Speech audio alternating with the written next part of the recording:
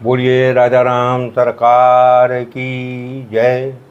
बोलो सीताराम सरकार की जय। रामचरितमानस में बाबा तुलसी ने जितनी वंदना की है उतनी वंदना किसी दूसरे ग्रंथ में किसी और ने नहीं की। तुलसी बाबा ने गुरु, शंकर, पार्वती, हनुमान जी, राम के परिवार के सभी सदस्यों की वंदना, सरस्वती जी और गणेश जी की वंदना की है। तुलसीदास जी ने वाल्मीकि जी, नारद जी और ब्राह्मणों की वंदना भी की है। बाबा ने सारे जगत की वंदना की है। सिया राम मैं सब जग जानी, करऊं प्रणाम जोर जुग पानी। बाबा तुलसीदास ने तो समाज के खलों को खल ना कहकर असज्जन कहा है और असज्जन कहकर उनकी वंदना बाबा तुलसी ने की है। बाबा तुलसी को मालूम था कि समाज में इनकी संख्या बहुत ही कम है, पर इनमें एक गुण होता है कि ये खल संगठित रहते हैं। खलों को इकट्ठा नहीं करना पड़ता, ये संगठित ही रहते हैं। पर महाराज आज के समय में सबसे बड़ी विडंबना यह है कि सज्जनों को निमंत्रण देने पर भी संगठित नहीं कर पाते। बंदेउ संत असज्जन चरना, दुखप्रद उभय बीच कछु बरना। दुख तो दोनों ही देते हैं। उभय का मतलब है दोनों, बीच का मतलब है अंतर। बिछुरत एक प्राण हर लेहि, मिलत एक दारुण दुख देहि। महाराज दुख तो दोनों ही देते हैं, परंतु बाबा तुलसी ने उसमें कुछ अंतर बताया है। वह अंतर क्या है? दुखप्रद तो दोनों हैं, एक का वियोग दुखप्रद है और दूसरे का संयोग दुखप्रद है। साधु जब मिलकर बिछड़ने लगते हैं तब मन काफ़ी दुखी होता है, क्योंकि महात्माओं का वियोग असहनीय होता है। अर्थात संत का बिछुड़ना मरने के समान दुखदायी होता है। साधु हमको हमारे समाज में भगवत चरित्र का रसपान कराते हैं और हरि इच्छा से जब तक हमारे संपर्क में रहते हैं तब तक भगवान की सुंदर लीलाओं का दर्शन कराते हैं।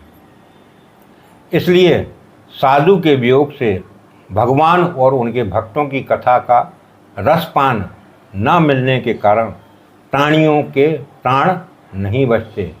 जैसे श्री राम जी के वियोग में अवधवासियों को दुख हुआ, श्री कृष्ण के वियोग से गोपियों को दुख हुआ, श्री राम जी के वियोग से दशरथ महाराज के, श्री कृष्ण के वियोग से कुंती जी के और संतों के वियोग से कई राजाओं के प्राण चले गए। अतः हमारे जीवन में सदा इनका सत्संग रहना चाहिए, क्योंकि संत तो भव सागर पार कराने में सहायक होते हैं, पर महाराज असंत तो हमें डुबोने में कोई कसर भी नहीं छोड़ते। और असंत जब मिलते हैं तब हमको घोर दुख होता है। खलों के मिलते ही उनके वचन विषयों से प्राणियों के प्राण कष्ट में आ जाते हैं। जैसे साधु रूप में रावण के मिलते ही सीता जी के प्राणों पर संकट आ गया। ताड़का स्वबाहु के मिलने पर विश्वामित्र के प्राणों पर संकट आ गया। इनका दर्शन कभी ना हो, यही अच्छा है। अतः प्रभु से निवेदन करते हैं कि हमारे जीवन में सदा ही इनका अभाव रहे। अर्थात संत का बिछुड़ना मरने के समान दुखदायी होता है और असंतों का मिलना मरने के समान दुखदायी होता है। असंत मिलते ही कष्ट देना प्रारंभ कर देते हैं, पर हम करें तो क्या करें जब विधाता ने ही जड़ चेतन गुण दोष में विश्व कीन करतार, संत हंस गुण गहीं पाए परिहर बारी विकार। करतार का अर्थ है ब्रह्मा, परमेश्वर। पय का अर्थ है दूध। बारी का अर्थ है जल। विकार का अर्थ है दोष। विधाता ने इस संसार को जड़ चेतन और गुण दोष में बनाया है, अर्थात इस संसार में सार निसार के रूप में अनेक गुण और दोष भरे हुए हैं। फिर भी इस संसार में हंस रूपी साधु लोग विकारों को छोड़कर अच्छे गुणों को अपनाते हैं। ऐसा माना जाता है कि हंस दूध में मिलने वाले पानी को अलग करके दूध को पी लेता है और पानी छोड़ देता है। ऐसा गुण तो संसार में केवल हंस के पास है।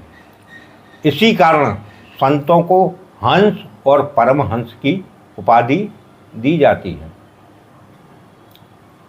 विधाता ने इस संसार को जड़ चेतन और गुण दोष में बनाया है, पर महाराज इस संसार में दोनों के रहने का और पैदा होने का स्थान तो एक ही है। और महाराज ये तो सभी युग में हुए हैं, बस अंतर इतना है कलयुग में इनकी संख्या अधिक है। उपजहीं एक संग जग माही, जलज जोंक जिम गुण बिलगाही।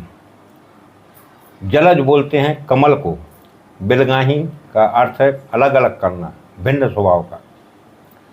जगत में दोनों संत और असंत एक साथ ही पैदा होते हैं, पर उनके गुण अलग अलग होते हैं। जैसे कीचड़ में कमल और जोंक एक साथ पैदा होते हैं, पर कमल और जोंक के गुण अलग अलग होते हैं। कमल का दर्शन और स्पर्श करने से हमको सुख प्राप्त होता है, पर जोंक जैसे ही हमारे शरीर का स्पर्श करती है तो रक्त चूसना प्रारंभ कर देती है। अब प्रश्न यह उठता है कि जलज की उपमा क्यों दी गई? इस संसार में सबसे पहले कमल ही भगवान की नाभि से उत्पन्न हुआ, फिर इसी से सृष्टि आगे बढ़ी। दूसरे, इस सृष्टि के पूर्व जल ही था, इसके पहले कुछ भी नहीं था, इसलिए जलज कहा गया है। यह निर्णय तो हम आपको करना है कि हमें कमल जैसा स्पर्श चाहिए अथवा जोंक जैसा। सहज सकल रघुवर वचन, कुमति कुटिल कर जान। चलई जोंक जल वक्र गति, यद्यपि सलिल समान। वक्र गति मतलब टेढ़ापन, सलिल का अर्थ है पानी। महाराज जोंक में एक अवगुण और है, ये खून तो चूसती है, इसके साथ साथ एक अवगुण और है कि यह भरपूर पानी में भी टेढ़ी चलती है, सीधी नहीं चलती। ये भरपूर पानी भरपूर भी है तो भी ये टेढ़ी चलती है।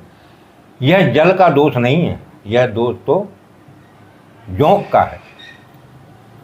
सुधा सुरासम साधु असाधु, जनक एक जग जलधि अगाधु। जनक कहते हैं पैदा करने वाले को, पिता को, उत्पत्ति को। जलाधि का अर्थ है समुद्र। अगाधु मतलब, अगाधु का अर्थ है अथाह, गहरा। साधु का साथ अमृत के समान धर्म के मार्ग पर ले जाने वाला होता है, अर्थात संसार सागर से उबारने वाला होता है। और असाधु का साथ मदरा के समान मोह, प्रमाद, नशा, मद और जड़ता को उत्पन्न करने वाला होता है, अर्थात अधर्म के मार्ग पर ले जाने वाला होता है, संसार सागर में धकेलने वाला होता है।